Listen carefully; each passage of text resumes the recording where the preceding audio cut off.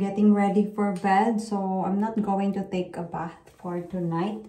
Tomorrow na. So, magwawash-wash na lang tayo ngayon. And tomorrow, I am so excited for tomorrow kasi meron akong dentist appointment tomorrow. And ano na, makikita ko na talaga yung difference ng teeth ko mga palangga. Nakasuot ako ng aligners ngayon. Pero, as in, I'm so happy kasi nakikita ko na talaga yung result. Although sa bottom ko, may nakita na akong movement. Pero ano pa din siya dito talaga. Crooked pa din talaga yung dito ko. And tomorrow, kasi yung teeth ko, diba, nakwento ko sa inyo na yung teeth ko is triangular shape siya. So, kung i-straight yung teeth ko, i-align nila, mag-relieve talaga siya ng black triangle sa gilid-gilid. So, ang gagawin ng dentist ko tomorrow is para ma-minimize yung black triangle is mag-shave sila ng kaunti dito sa aking ngipin. Dito lang, kaunti lang. Sobrang kaunti lang, hindi yung sobrang na yung teeth mo, sobrang liit na lang yung natira. No. Kaunti lang talaga para yun na nga, to minimize the black triangle, which is, I am so excited! And tomorrow din, I am excited kasi due din ako sa aking new aligners, which is itong for tomorrow, yung tomorrow na aligners na susuotin ko is pang 11 aligners ko na. And diba, sabi ko sa inyo throughout the course, yung aligners na isusuot ko during the treatment is 18 aligners. And imagine niyo pang 11 ko na tomorrow. Kaya na-excite talaga ako. Wait lang ha, hubarin ko lang yung aligners ko and then pakita ko sa inyo. Ito yung aligners. Yan. Clear lang talaga siya na ilalagay mo sa ngipin mo. So, ito. Diba? Makikita niya talaga yung difference. Yan. Diba? Medyo crooked pa din talaga siya. Pero,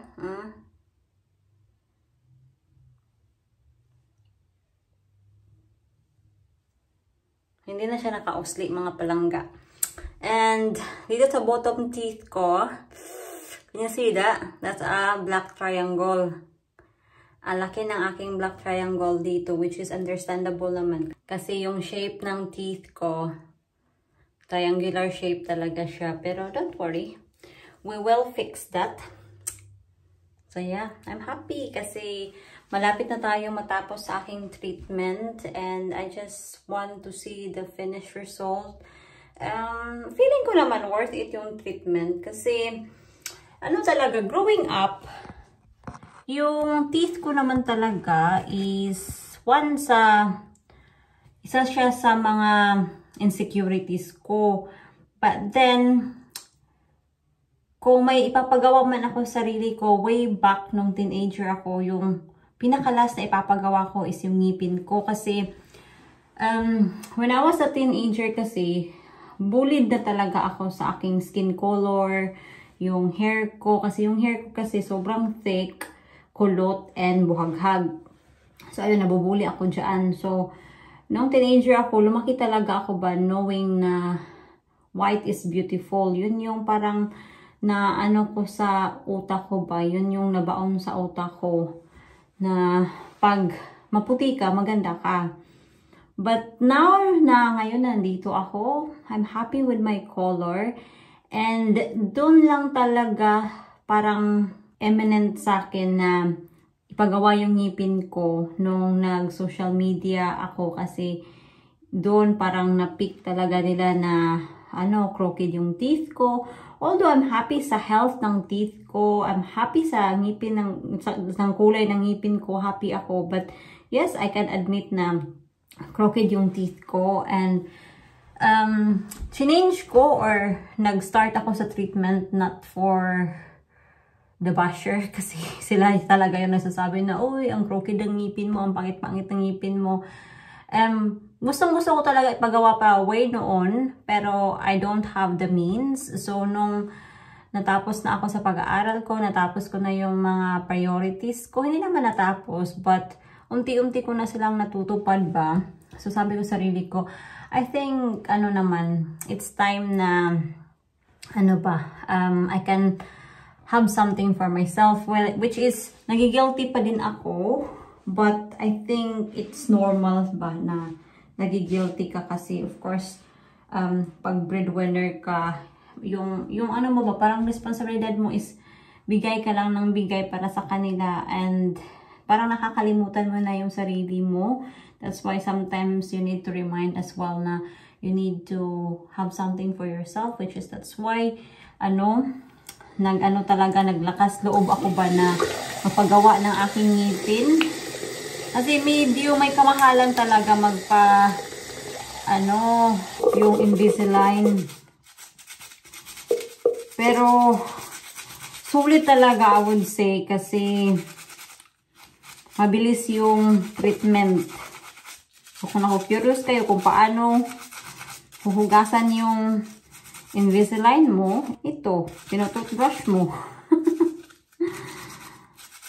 And yes, hassle talaga siya sa una, pero if you have the discipline talaga, you will be able to do it talaga. Kasi yun din talaga ang isa sa mga worries ko noon nung nagpa-inquire pa lang ako sa Invisalign na baka hindi ko talaga magawa magsuot ng Invisalign for 22 hours kasi yun yung recommended ng dentist ko na you need to wear the Invisalign for 22 hours. And alam mo naman, well, ako kain dito, kain dyan, lalo na pag nasa hospital, pag may mga tsokolate na binibigay ng pasyente or may mga dala yung mga kasamahan mo, kain ka doon, kain ka dito.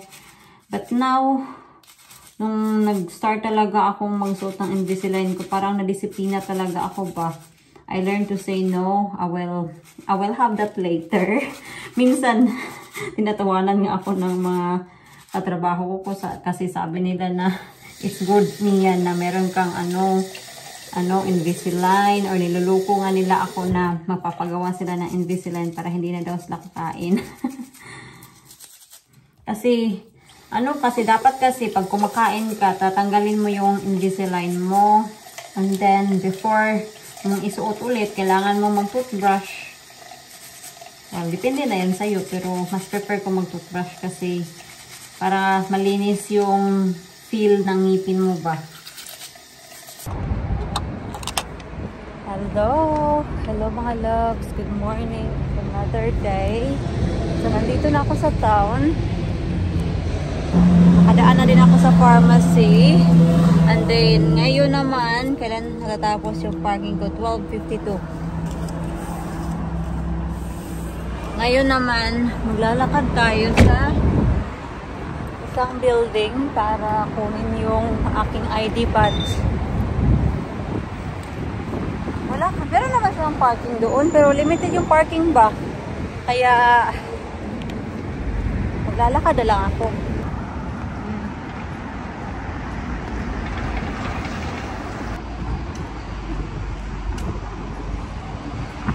Yan na, at nakuha ko na yung aking ID badge. Ang pangit ng pagmumukha ko. Anyway, wala akong magagawa. Yun yung picture na nilagay niya. Dadaan lang din ako dito sa Oriental Shop kasi kailangan ko ng fish sauce.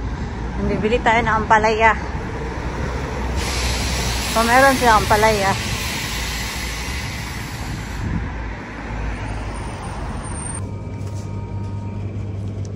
Wala akong nakikita ang ampalaya.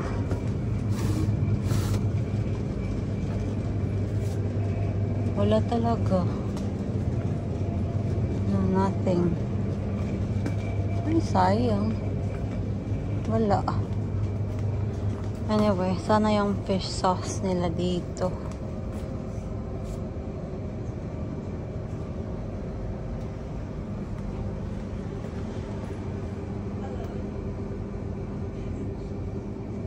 Nahanap ko na. Ito. Yan na naman yung pinunta ko talaga dito. Fish sauce.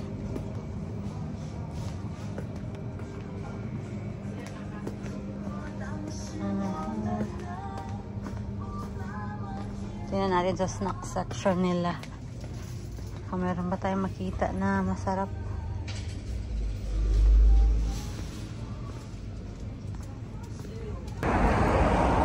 Uuwi na tayo para may pang lunch si Jan kasi sabi ko sa kanya na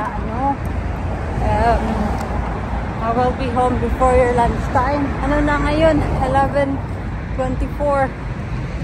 So, i-text ko siya na I'm here. I'm coming. Sobrang ganda ng panahon ngayon, oh. And sabi ngayon, mag-15 degrees daw. Kaya, sasampay ako ngayon. Let's go. This is the first time na magsampay ako for this year. Sana matuyo talaga.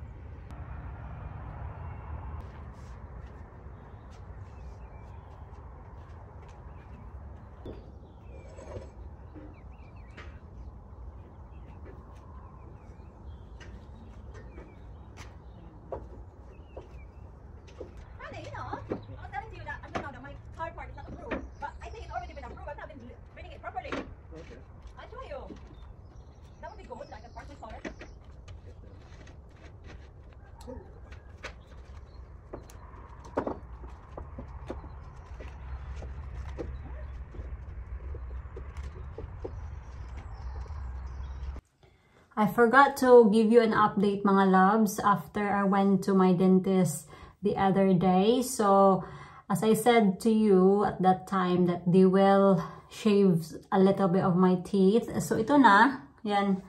Hindi nga masyado siya makita.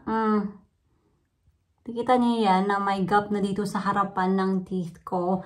So, basically, sobrang minimal lang talaga yung kinuha ng teeth ko.